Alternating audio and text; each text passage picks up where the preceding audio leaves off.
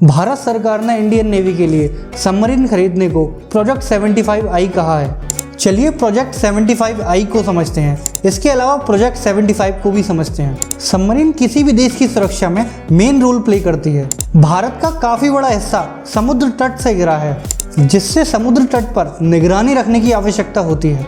हिंद महासागर में चाइना के बढ़ते प्रभाव को रोकने के लिए भी ये आवश्यक है। दोस्तों, इंडियन नेवी चाहती है उसके पास 2030 तक 24 सबमरीन हो, लेकिन इस समय उसके पास 16 एक्टिव सबमरीन हैं। इसका मतलब है 2030 तक 8 सबमरीन की आवश्यकता और पड़ेगी। प्रोजेक्ट 75 में जो टेक्नोलॉजी हमें मिली, प्रोजेक्ट 75I में उससे नेक्स्ट लेवल की टेक्नोलॉजी पर हम काम कर रहे हैं।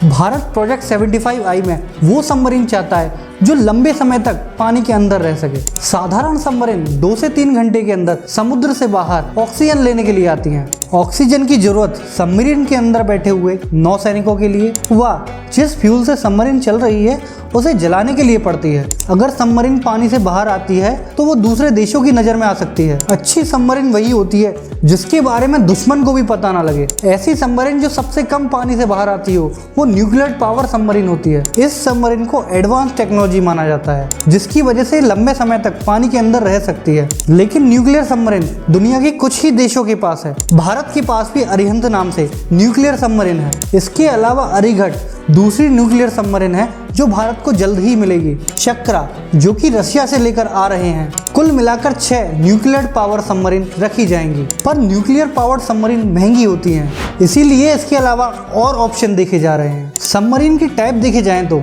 डीजल से चलने वाली submarine, diesel plus electric submarine, diesel plus electric plus AIP और लास्ट है हमारी न्यूक्लियर पावर्ड सबमरीन। डीजल से चलने वाली सबमरीन की बात करें तो ये एक पुरानी टेक्नोलॉजी है। डीजल प्लस इलेक्ट्रिक का मतलब है जो कि डीजल से और इलेक्ट्रिसिटी से चलती हो। इस तरह की सबमरीन में कमी ये है कि ज़्यादा समय तक पानी के अंदर नहीं रह सकती।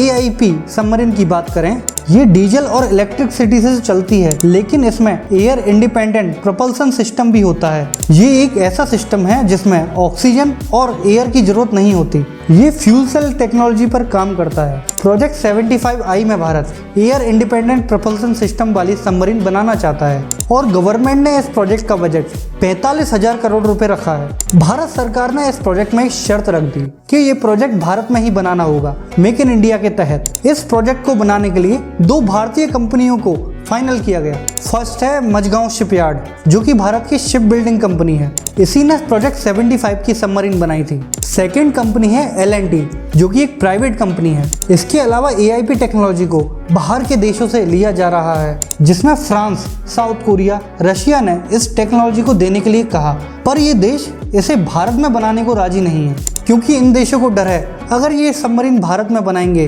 तो भारत इस टेक्नोलॉजी को सीख जाएगा।